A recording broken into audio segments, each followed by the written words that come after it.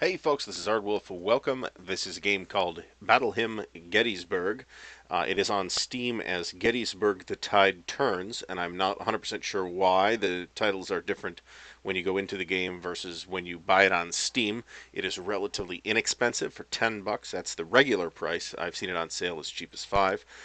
It is published by Slitherine and developed by Shenandoah Studios. And this is designed by the somewhat legendary Civil War wargame designer Eric Lee Smith, who has done some computer games as well as some tabletop war games, including the also legendary The Civil War by Victory Games. So this is a pretty interesting game, and it is an adaptation, a pretty faithful adaptation, one way or the other, of the recently released Battle Hymn Gettysburg and Pea Ridge game from Compass Games. So if you're interested in what is essentially a digital version of half of that, this does not include Pea Ridge, just Gettysburg, then check this out. So we're going to play through this game.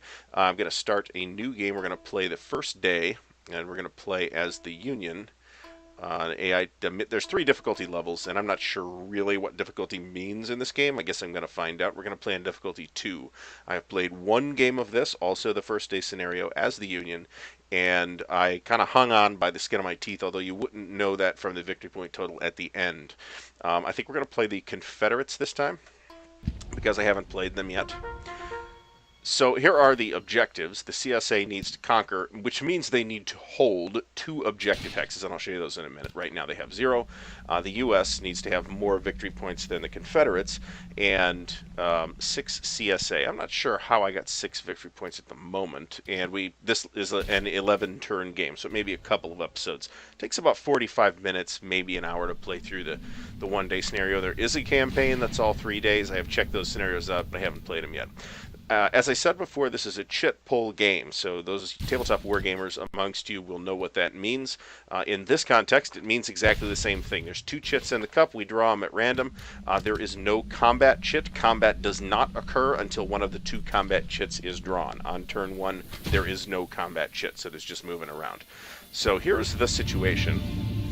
The Union First Corps moves first. So we also have Buford's cavalry. We have 2 brigades of cavalry and an artillery battery up here on the ridge. And the Union, I feel, really needs to hang on to the ridges as long as they possibly can.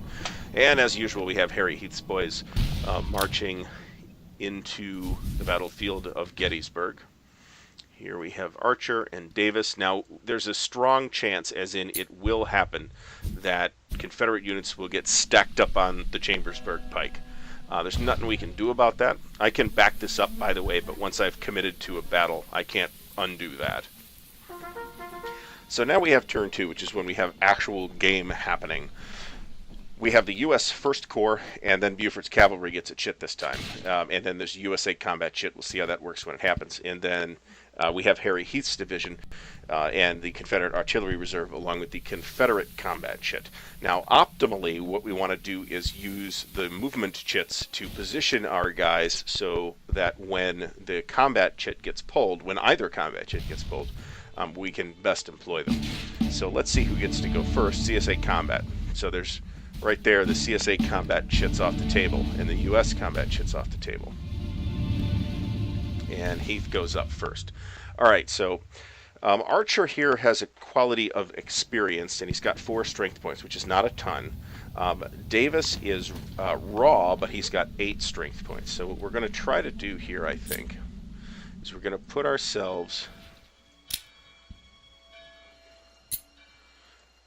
let me show you how this works, actually. So there are now arrows between the facing units. So what this means is that Archer will be dividing his strength between Caliph's artillery battery and Gamble's cavalry brigade. There's no option to dismount the cavalry, which there is in the board game version. I'm not sure I like that, but it is what it is. It seems a minor omission, but I'm not sure why it happened. And we'll bring Davis up here. Now, what these arrows mean is that when combat occurs, there's an initial approach phase. So the Confederates here the Union is in their positions. The Confederates are marching in front of them, and the Union will get to take some shots as that happens. That happens, though, during the combat shit. So we have two more units. We have Pettigrew's Brigade, which will march up first. And we have Brockenbrough's Brigade, which will march up second. And we can hit tab, of course, to tab between the different units that we have available to move yet. And then we'll commit this. There's not much else we can do. We know there's going to be no combat this turn. So the Union AI player elected not to move its cavalry off of McPherson's Ridge here, which is, I think, a pretty good move. I wouldn't have done it either. So we have Pegram's Battery, or Artillery Brigade, I think. Let's move them up the road. Not a ton more we can do with that. And we can see these are the entry points for the 14th and 3rd, whatever those are. I'm not sure what that 14 is, because I'm not sure. I mean, the Confederates had 3 corps at this battle. All units have moved, so we'll commit. Union 1st Corps. Now the Union wants to get the 1st Corps, which is quite a nice formation, up onto these ridges as quickly as possible. They may not make it in time. They probably won't make it in time for Seminary Ridge, but they might make it in time for... They might make it in time for Seminary Ridge. They probably won't make it in time for McPherson's Ridge. And we do have a sort of slow process with the movement here, as we wait for the AI to move everything. Cavalry moves farthest in a turn. Obviously, our artillery moves the slowest. And we're on turn 3 of 11. Now we have Dorsey Pender's division is coming in, and the Union 11th Corps is coming in. So we'll see what this means. Union Cavalry, they're probably going to stay where they're at. They are. There's the 11th Corps. North is to the left, by the way, which is actually a really smart way to organize this map if you want it to be kind of in landscape format.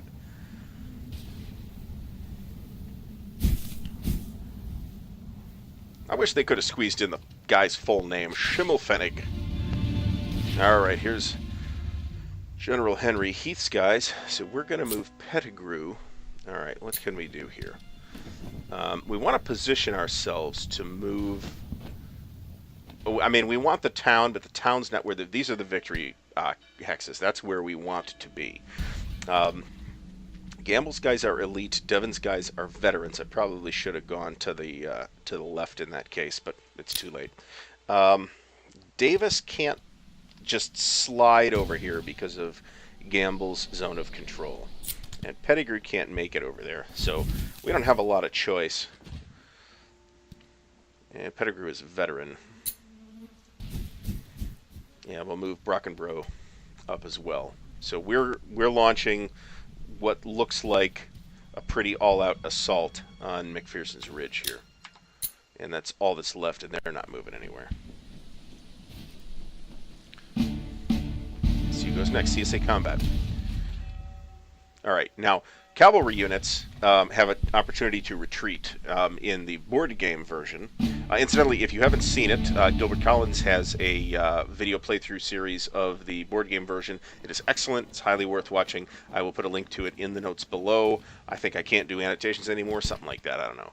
USA Combat. USA is not going to have any combat because they're not next to any of my guys. Union 1st Corps. As the Confederate player, we would like to see the 1st Corps chit get pulled dead last in every turn. For the first 4 turns or so. 5 turns, maybe.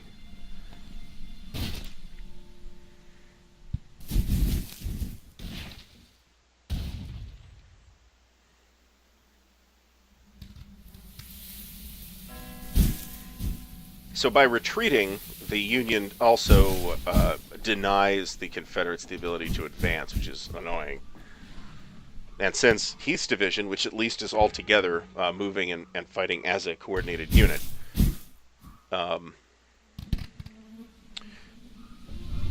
has already pulled their shit, they're not going to get to go again. Alright, so we've got our artillery reserve. We have 1 unit. That's Pegram's Battery. I guess we'll put him... none of these are an optimal position for the artillery to be in at this time. But it's chit pull. We do what we can. On comes Pender's unit. That is, let's see here. So we got Lane and Perrin, both of which are pretty strong. And I'm preferentially marching the better guys up first. Because like I mentioned, they're going to get stacked up on the road. And you can see when you have a unit selected that the hexes, it's a hex map even though there's no discrete grid. You can see which hexes they're eligible to move into. Now I'm not sure what the big dot versus little dot really means. Alright, Pender's division. That's kind of annoying. So let's see what we can do here.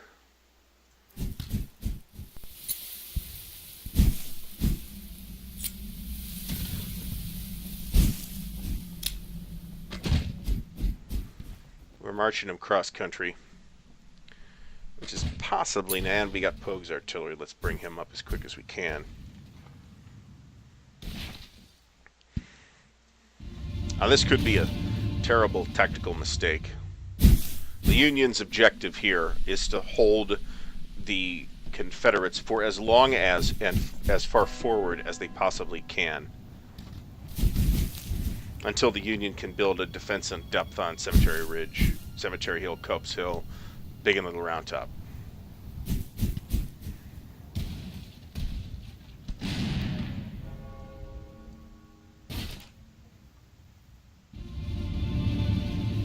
All right, Harry, what do we got for you here?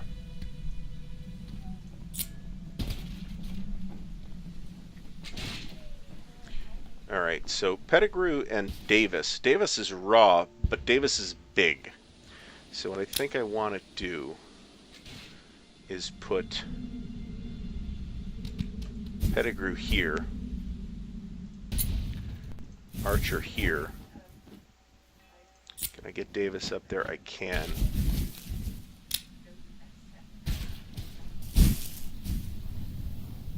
That works. So we do have combat. And we can, if we look at the numbers, these are the some measure of the relative strength that's being projected onto each unit. So Davis is projecting 2 firepower. I'm not sure that's what it's called, but that's kind of what it represents. Onto Devon. Pettigrew is projecting 2 onto Devon. Devon's projecting 1 each onto Davis and Pettigrew. And the same thing is the case here. Now, what we have to be afraid of here is the Iron Brigade, which is an elite unit, strength 8. It's ridiculously tough. It is very difficult to beat up. And here's the CSA combat, so let's see how we do. And they retreat, not hugely surprisingly. Union 11th Corps, marching in from off the map.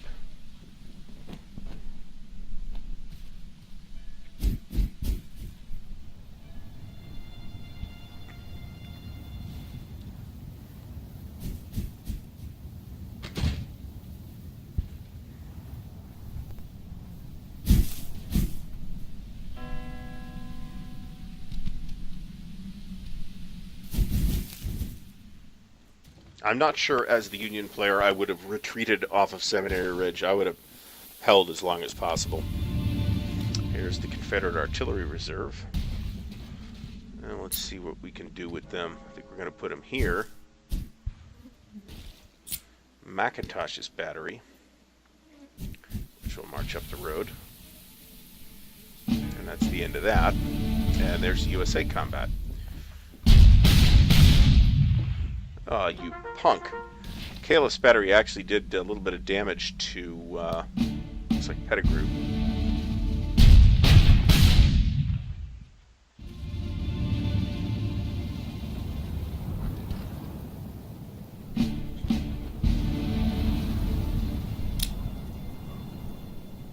So let's commit to that bombardment. I apologize that the volume on the sound effects is incredibly annoyingly high, but I think they're really cool sound effects. I turned the music off because there's no volume control in the game. That's very irritating, actually. Alright, so let's move Brockenbrough up here. Davis up here. Pettigrew here. And I'm not sure why the map reorients itself like that. That breaks this line, but I don't care because it's not like the Union is going to hit that line. And then we have Garnett's artillery. The entire road is filled with artillery at this point.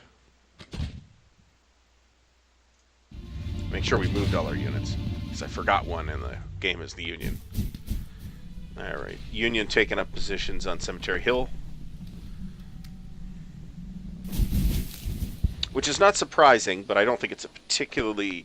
I really felt pressed holding this, trying to hold Cemetery Hill against Confederate attacks on the first day.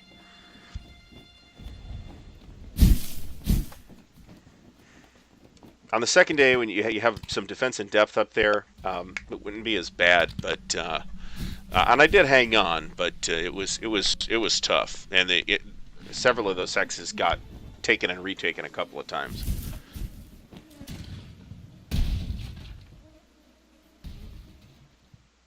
Even by the end of the first day, though, the Union will have a substantial amount of forces on the map. Alright, here we have Pender's division. This is a little irritating. How far can Thomas get? We move Thomas up here. Scales on him. I don't want to break the divisions up, but for the sake of trying to knock out Caleb's battery, assuming he doesn't retreat, and he probably will, it's probably worthwhile. You do want to keep the divisions course for the Union together, because then when the chip comes up, you can actually use them as a unit instead of moving a unit here and a unit over here and a unit down there. Union First Corps. Let's see what they do. I think they're pulling back to Cemetery Ridge. They're going to pull back in front of Cemetery Hill, Cemetery Ridge.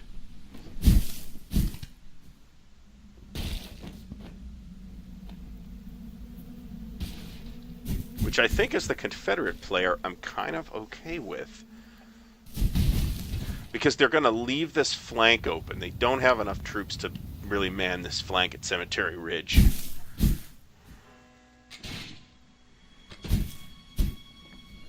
On the other hand, we're on turn 5, and I'm still stuck back here. Confederate Artillery Reserve. Let's see where we can go with him. Not all that far.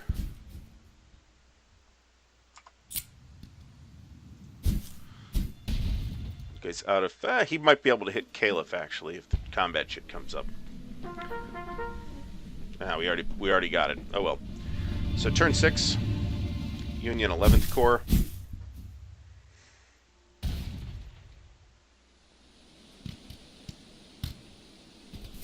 This early on, the Union is better in this position. I think the Union is better served defending in front of Cemetery Hill. You do get a combat advantage for being on the high ground, but you can always pull back through your own guys. So... Cavalry screening. I don't know what that means. CSA combat. Let's see what these guys do. They're all retreating.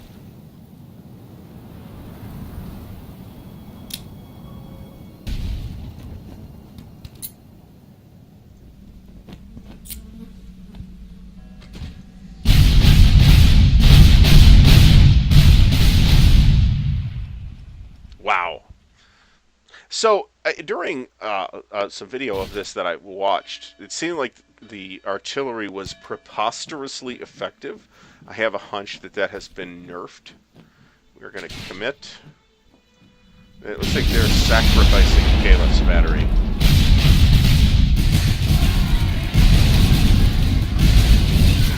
Which is already toast. So a shattered unit is basically gone. It's pulled off the map, but there is an ability to bring them back at the end of the turn, at the end of the day, I should say. Alright, well, at least we got an advance after combat out of it. They got nothing to do. Union Cavalry.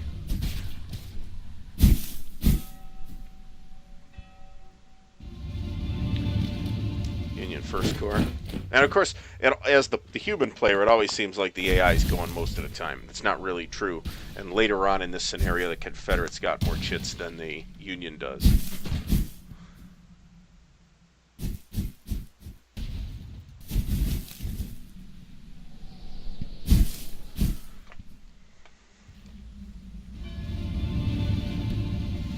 Confederate artillery reserve. Gonna move them there. Gonna move them there.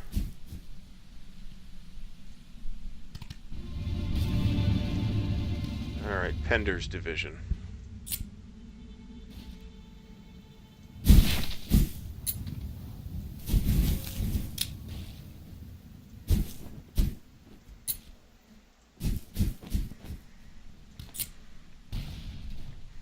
We're gonna hit that flank.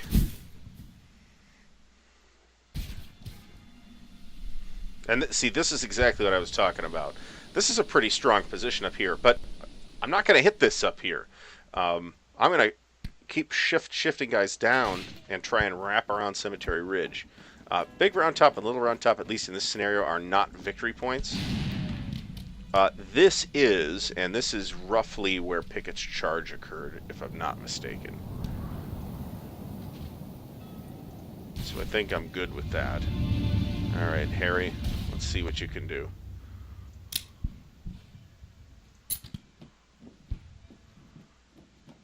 All right, I want to put Pettigrew here.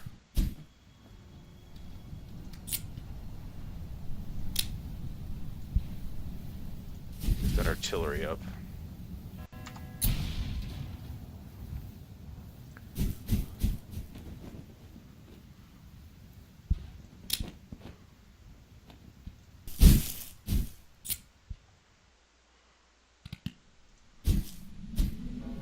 I don't know if I'm going to have time to execute this strategy, mind you, but we'll see what happens. Oh, nice. All right, we've got, this is coming out of Ewell's Corps, I believe, because they're coming in from the north. Let's put the veteran guys. I'm kind of making an assumption here that veteran is better than experienced.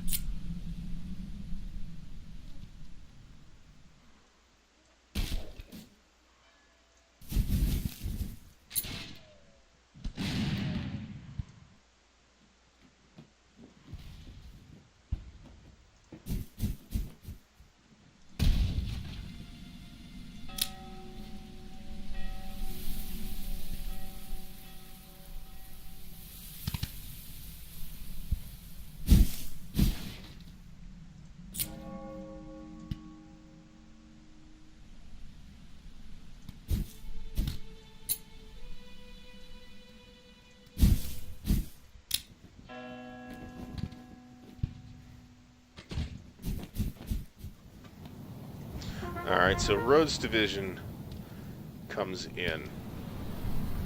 Use your combat initiative to substitute the next marker pulled with CSA combat. Do I actually want to do that yet? Looking at what we got here. So Biddle's division is throwing 101. On that same one, we have 5. Gamble's throwing 3 at Pettigrew. Pettigrew's only throwing 1. Let's do it. Because we're going to get the possibility that they pull back too. All right.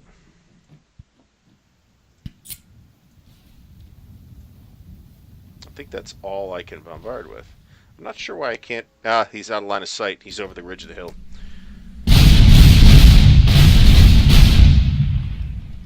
Now we did a point of damage to Biddle. We're not going to retreat.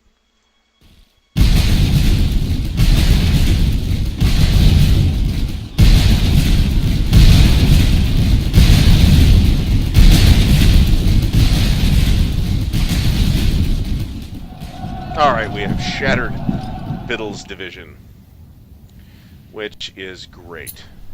Unfortunately, I can only advance one There is no stacking in this, so in either version, in either the tabletop or the video game version. So because there's only one defending hex, I can naturally only advance into that one hex.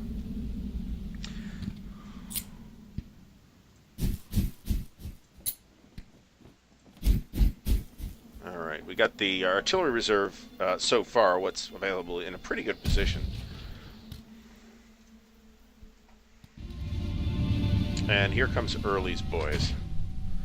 Alright, let's see what we can do here. We got Gordon's division, which is possibly the best unit in the Confederate force.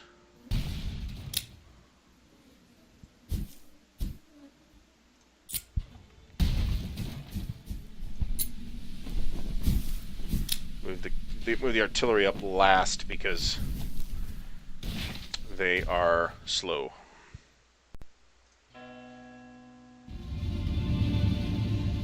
Alright, roads. Alright, so let's see what we can do here. We want to put this unit within bombardment range.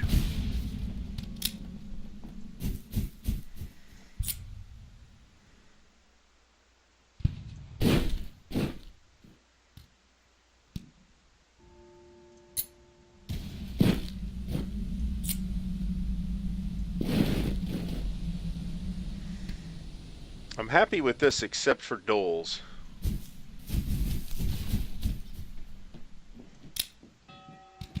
I actually don't want to be adjacent.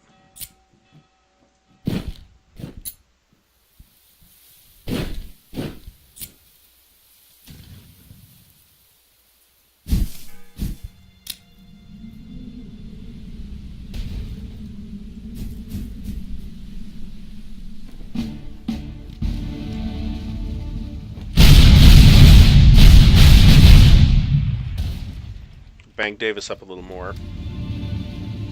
And here we have Pender's division. This is kind of an important move. So let's see where Lane can go. Lane goes here. Scales goes here. Thomas goes here. Ugh. Not optimal, but hey, it's what I got. All the artillery can basically be together as far as I'm concerned. Combat comes up, I should get an artillery barrage, so I think I'm reasonably satisfied with that. Union 11th Corps gets to move.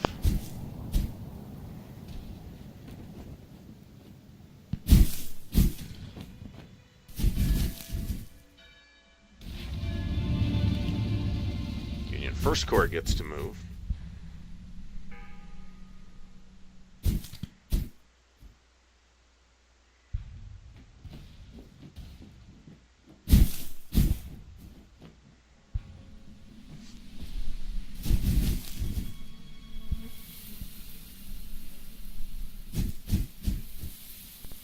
They're moving some cavalry into place. That's Wainwright's 1st Corps artillery. Alright, here we have Heath. So this is going to be a problem for Devon. Because should I decide to cut him off, he is cut off. Alright, what do we have for force here? We got the veteran 5-8 Pettigrew, the raw 6-8 Davis. So we put Pettigrew here, put Davis here, we put Archer here, and we put Brockenbrough. I'm going to keep Brockenbrough in reserve.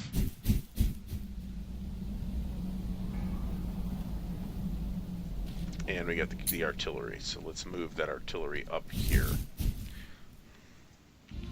Since it is accomplishing nothing at the moment. And Devon pulls back, which is not particularly surprising. That's kind of an untenable position. This is turn 8.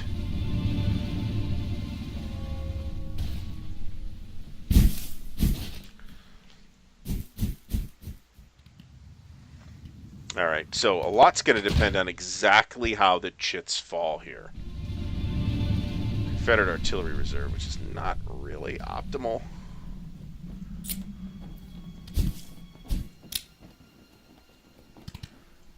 let's undo that.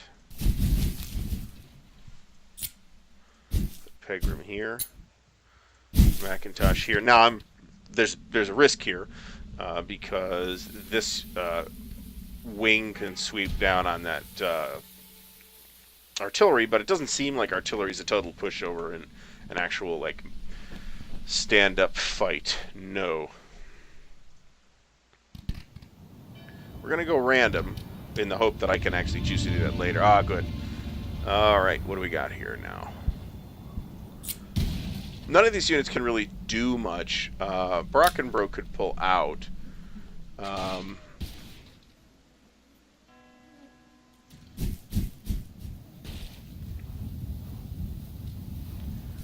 pretty confident I don't want to do that, though. But this can move up to a more advantageous position. And this is, I've seen a couple of playthroughs of this, and then my playthrough, and this is definitely the best shape Harry Heath's been on at turn 8. On the other hand, we can actually check victory status here. USA 5 versus 28 CSA. So it sounds like we're winning, but it also sounds like it's going to be a draw unless I pull one of those victory hexes. All right, none of these 4 are going to move. I want it to be random. Now, I'll take USA combat here. That's okay.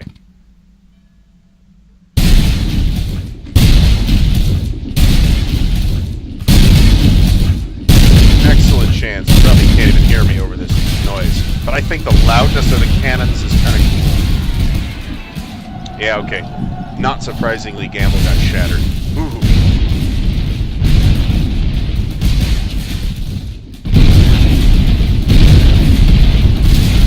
If Pettigrew doesn't die here, I'm going to have to pull it back.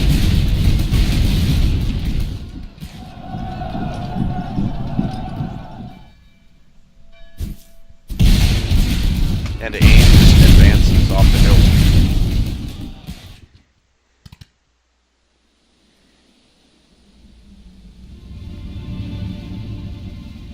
Alright, so that was a little bit ugly. So now we have Union 12th Corps marching in from the east, and we would sure like to take a couple of those objectives before that occurs. That'd be great.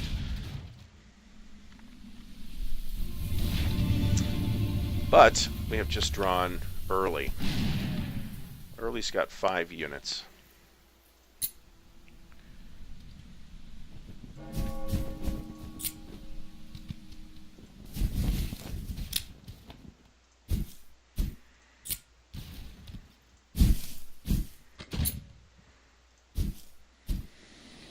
That's not optimal. I really wanted to pull Rhodes so I could run this cavalry up to Culp's Hill. Rhodes would have been a better pull at this point. But on the other hand, Pender wouldn't be too bad either. I think I can... maybe not. Well, we'll find out in a minute.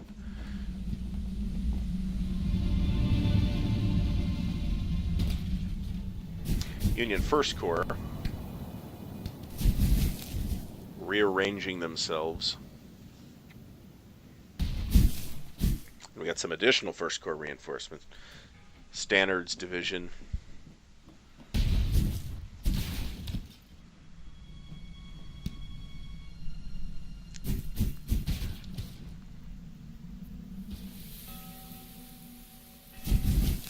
Cutler moves out into the town.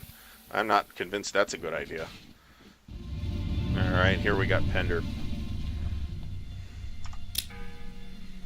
So let's see what we can do. I get a sense of where these guys can move before I do anything else. I really want Perrin up here on the objective. We're going to put Lane here. Put Thomas up here. And we're going to put Scales here. And who else is available? The artillery. And I think that's it. So we took an objective hex. Let's see what that does.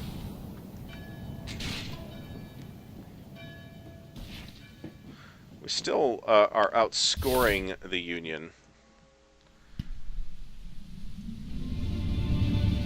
Okay, so now I have some. I have the initiative as the Confederate player at this point in the game. That happens on a specific turn, and I imagine the Union gets initiative later on. And at that point, you can choose when your combat chit gets played. All right. Now we're going to make the magic happen here, maybe. Going to pull Jenkins up to Culp's Hill. Carter back here for artillery support. Put Doles.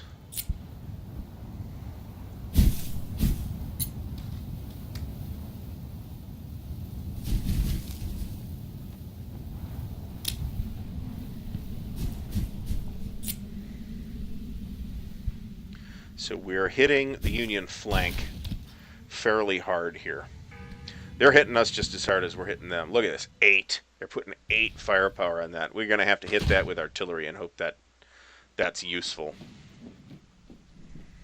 I'm going to hold off on that chit as long as I can. Yeah, that was the last chit. Okay, so we can bombard with this. We're going to bombard stone.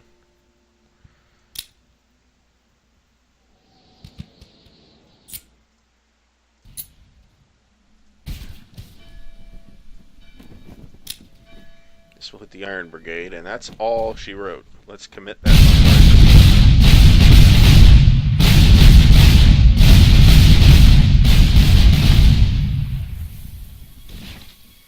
Alright, attacking units eligible for retreat. So I can elect to retreat with some of these guys. The numbers here are not bad. The numbers here are not amazing. The numbers here are fairly dire. So I think what I'm going to do is I'm going to retreat.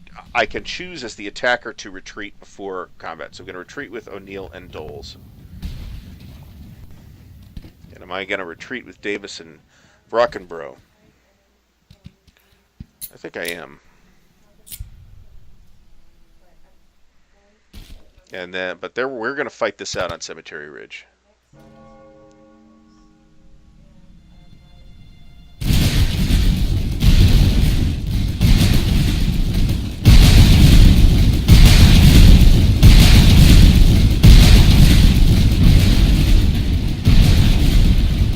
Lane's brigade is taking a beating.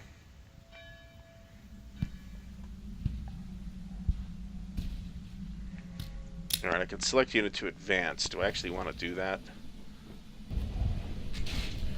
No, not really.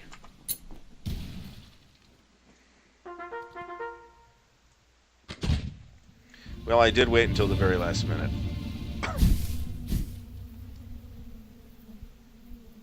And I was not optimally positioned. 2 more turns after this. Got some more of 12th Corps coming on.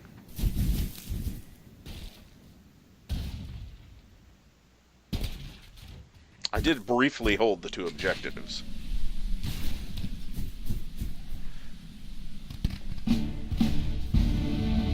Guess they combat. What do we got?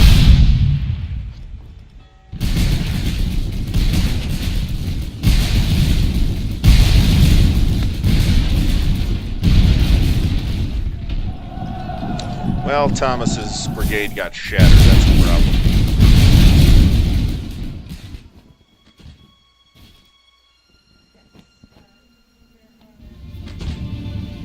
Oh. Another Union move. It's 3rd Corps. This is Dan Sickles' Corps.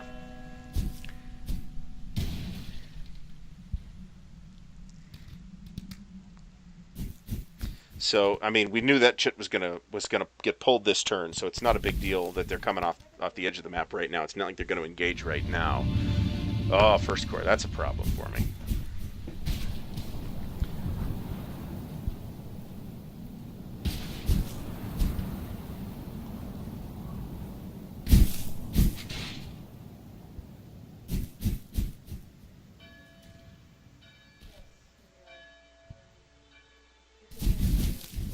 So let's see what happens here. I want to take this. But I need to get Lane out of there. And Lane's options for getting out of there are substantially lower than they were a minute ago. Alright, Davison Archer. Let's see what we can actually do here. Little Archer here. Davis here. Artillery here. We're undoing that. We're not doing that. Pull them there.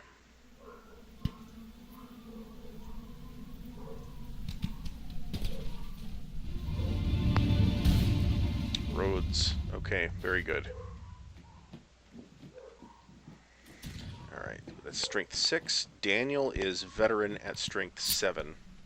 So we're going to put Daniel up there. And we chose him because he will be attacking at the same level as the Iron Brigade. They are trained, they are raw, they are veteran.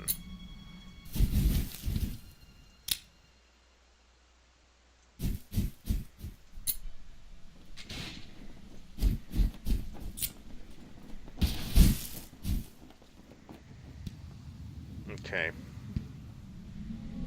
So we need to push them off of this objective. Doesn't necessarily have to happen this turn. Do we want that to occur now? No, we do not. I don't believe you can pull it randomly unless it's the last shit, in which case you have to play it. Move the artillery reserve. I am not convinced the artillery reserve is doing a ton of good. What if we move this here? Move this here.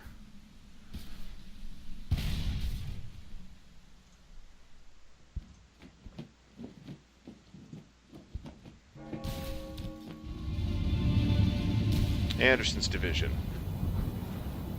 Late to the party. Wow, Lang's really beat up apparently. Wilcox's is a nice division though. Brigade, I should say. Confederates, these are brigades.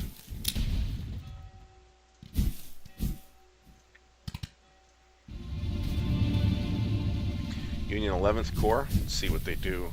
They should try to consolidate these lines.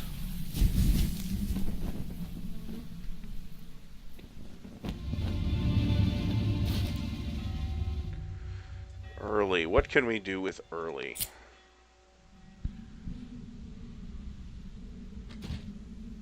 So Gordon's brigade is elite at strength 6. We're going to put him facing that Union artillery. Hayes.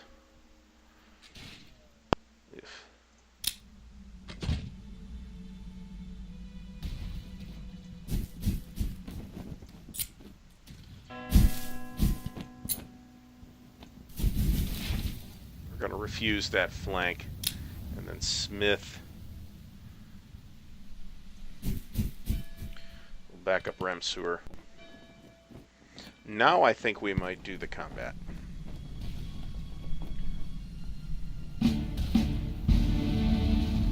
Alright, so I believe standard is a non... So it looks like if you're actually in somebody's zone of control, you're adjacent to another unit. It looks like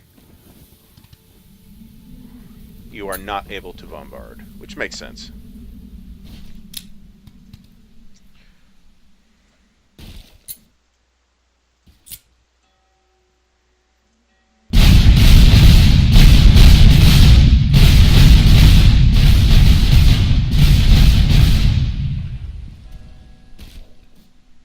Nobody's retreating this time.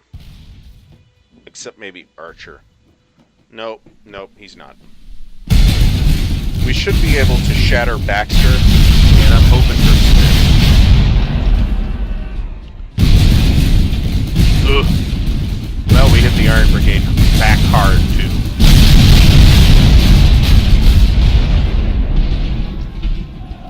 Ramseur shattered, though. That's bad news. And everybody pulls back.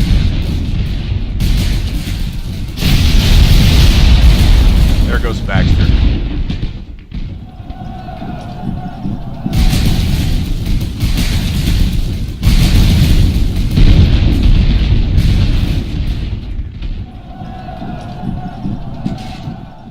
Oh boy, we didn't get Smith. Alright, Scales can advance. Scales will take the advance. We don't get an advance up here, which is not really awesome, but it was probably the best we could do in this particular situation. Commit to that. And here's Pender's division. If I'd have known that, I might have done this differently. Alright, Perrin moves on to that objective. What do we have left? Not a ton. Move that there. Scales cannot move here because he's locked in the zone of control. So he's going to have to stay where he is. The good news is Smith's pretty beat up. So we'd like to get him some support. And Stannard's sitting in the back wondering, hey, what do we do?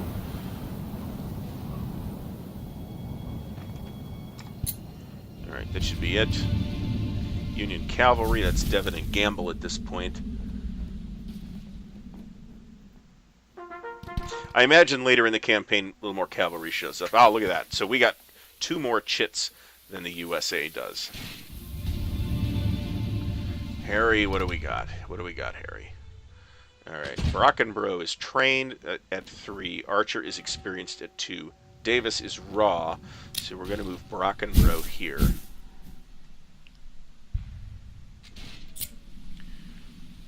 I think we're going to move Garnett's artillery here.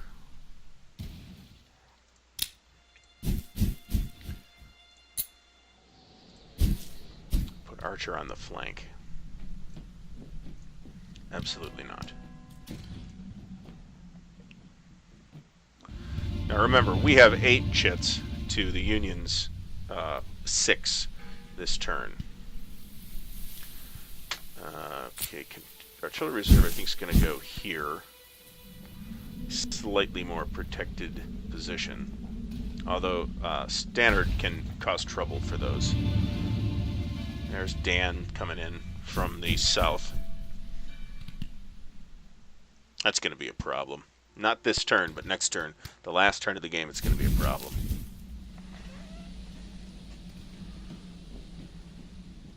Yeah, a little bit of a problem this turn. So that's an interesting observation. You can eliminate artillery's ability to bombard by placing a unit next to them. Now that unit might get shot up pretty bad. Looks like this is the entire rest of 3rd Corps. More or less. So I'm not sure if these are brigades. I think they're actually, the Union units are actually brigades.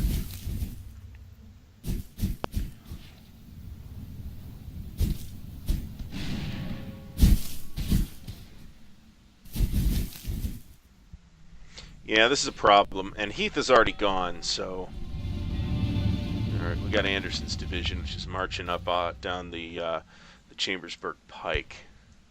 Not a ton can be done with these guys, except to move them up.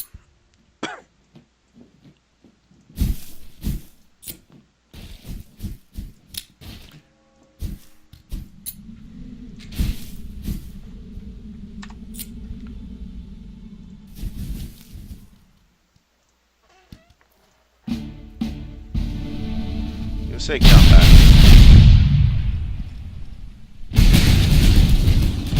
I am concerned about Perrin. And there he goes.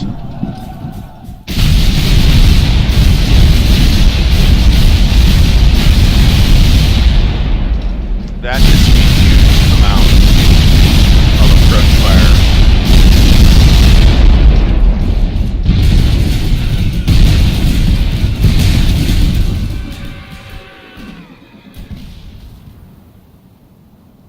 What the hell are those guys running away for? Well, that could have gone worse.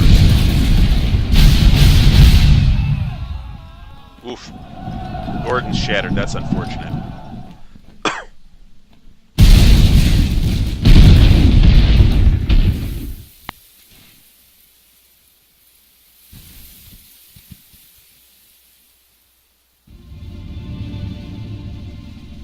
Alright, Early, what do we got from you? 4-4, 4 elite. We put them here.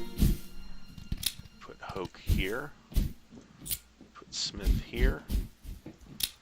And we have to try to hold this position because these are our 2 victory hexes. I would prefer to hold off on the combat shit. Johnson's division. Alright.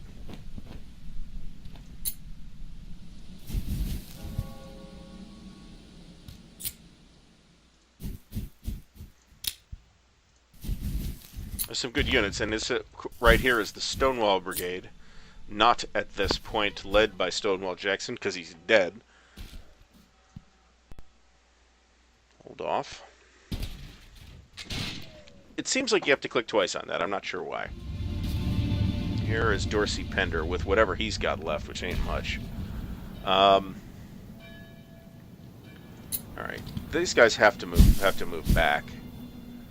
I am satisfied with Scales where he is.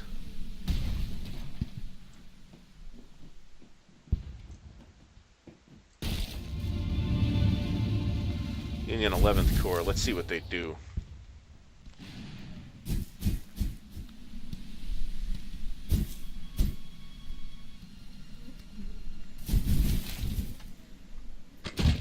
I'm not 100% sure that that's a great move, but okay. Union Cavalry, whatever's left of that. Devon's still around. I believe Gamble's still around as well. Looks like no. Union 12th Corps.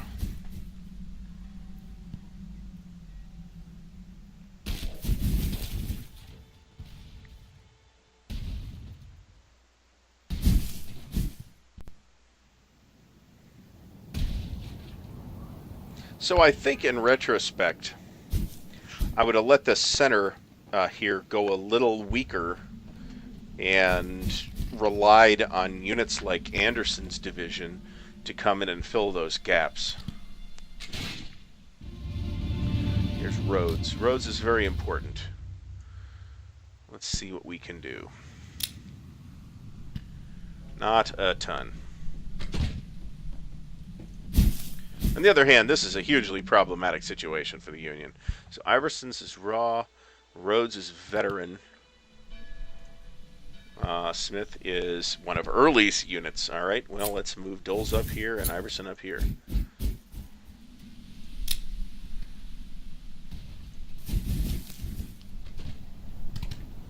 I'll have to be satisfied with that.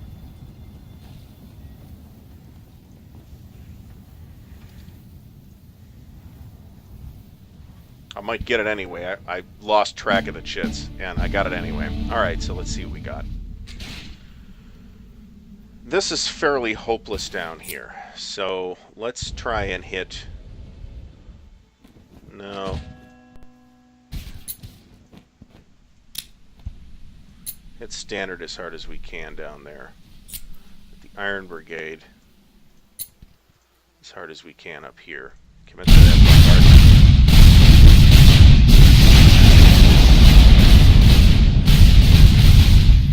We did some little bit of damage. I think we did 1 damage. Nobody's retreating. There is no retreat. Scales might retreat, actually. Pegram and Scales will retreat.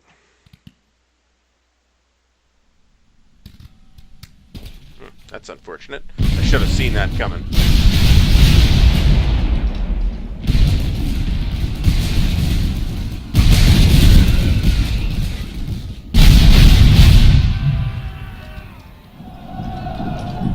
Shattered a Union unit.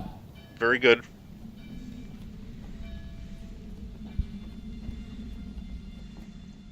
So the only unit that can advance is Daniel. I believe that's accurate. He's not going to advance. He's going to stay right where he's at.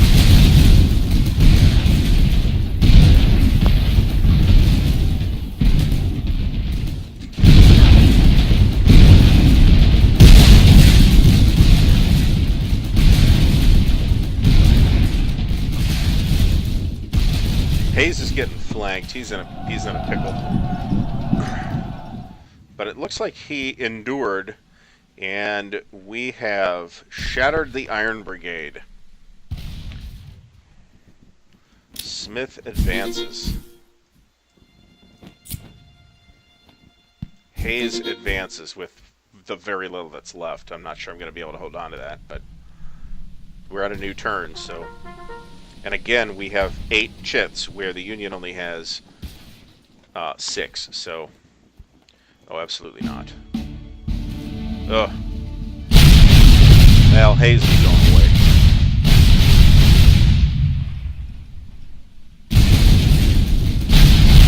Yeah, he just got shattered.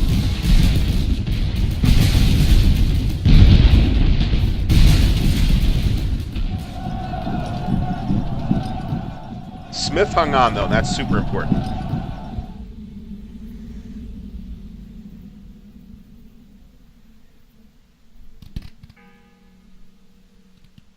Looks like we are driving the Union off of Cemetery Hill on the first day. Oh, for Pete's sake. I was hoping for that shit.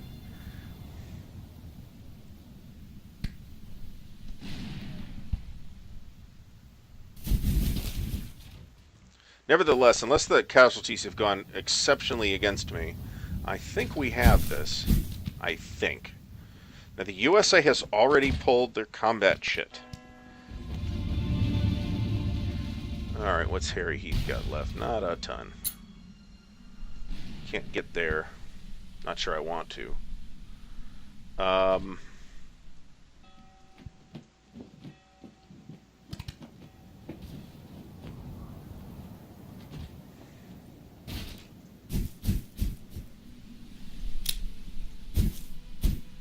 Make a last-ditch attack over here on this side.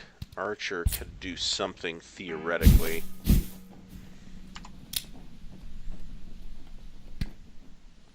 Yeah, let's undo that. Because we're going to put the cavalry here. Put Archer here to protect that flank. We kind of got a pretty piecemeal attack going here, where we're attacking with separate forces on the left and the right. But on the other hand, we do have a lot of stuff coming down the Chambersburg Pike. Now, once again, we're probably going to wait till the last minute to pull combat. Bender. Alright, what can we do here? Not a ton. Can I get him here? No.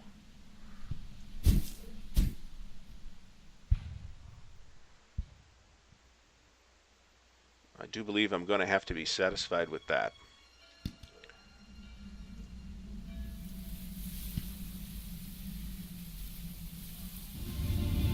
Anderson's division. Very good.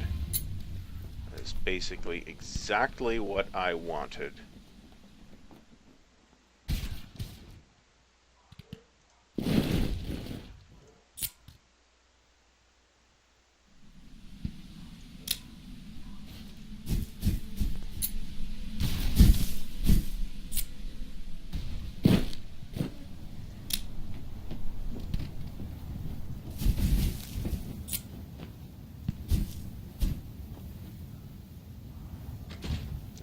This is giving me a breath of fresh air, wind here, because I'm going to be able to tie up some of this Union stuff in the center.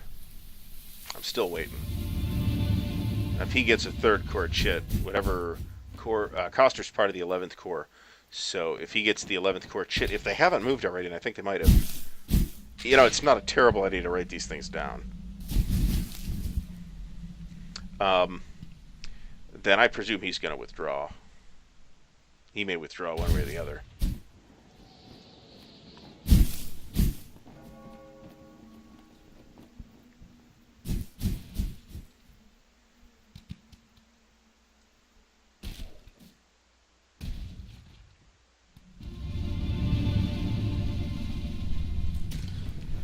All right.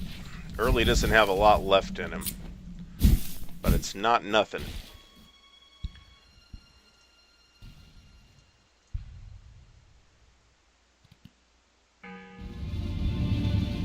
Roads. Well, let's see what we can do here. Candy's kind of caught down here on the road. That's a problem.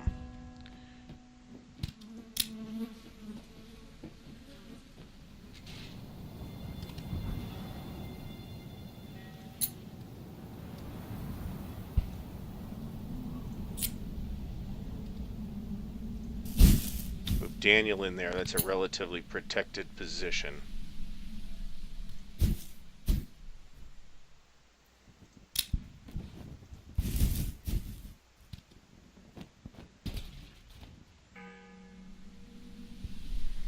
Let's see what we're doing here. I believe artillery range is 3 hexes. Yeah, I'm leaving him where he's at. Putting him in a different position would expose him unduly, I think.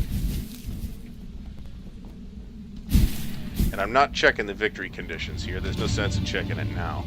Union cavalry, that's Devon. Devon pulls out.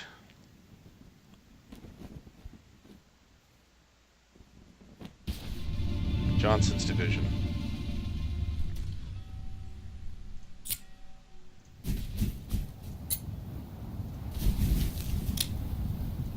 I'm not 100% sure these guys are going to do any good at this point. This is the last turn.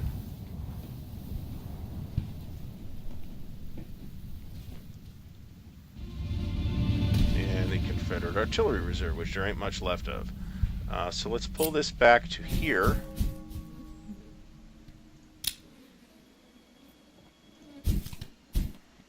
Pull this back to here. Oh, we got more guys coming in. How about that? Again, I'm not sure these guys are going to be useful.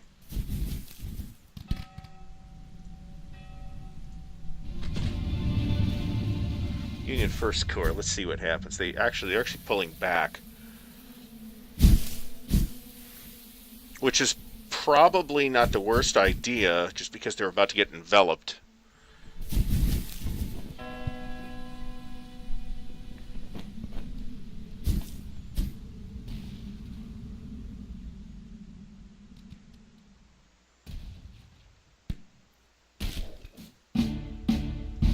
And here's our combat. Let's see what we can do. This unit will hit there. This unit will hit there. Here we will bombard. Looks like we're going to hit that twice, and that is it.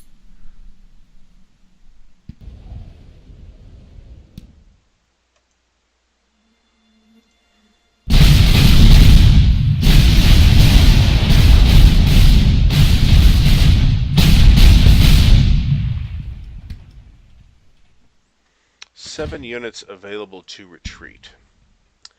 So who's going to retreat?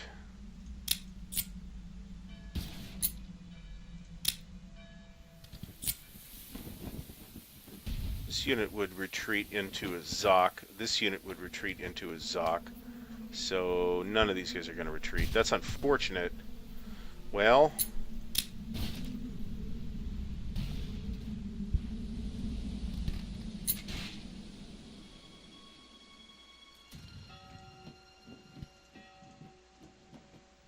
all right. We'll retreat Davis. We'll retreat Pogue. That's going to be it. This is the very last chit of the game, so let's see what happens. Can Hoke and Smith hold on to Cemetery Hill?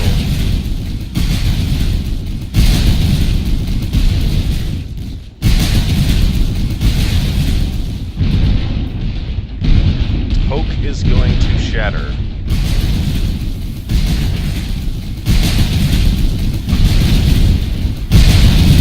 And it looks like Smith is going to shatter as well.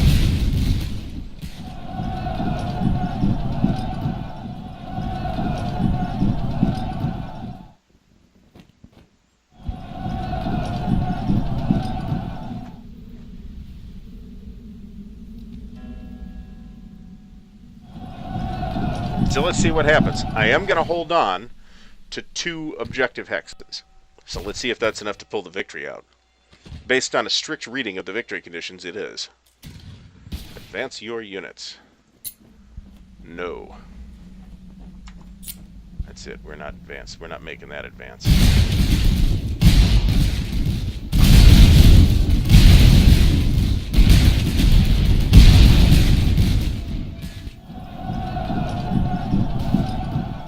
Now, we did get 3 units shattered here so far. Might be more.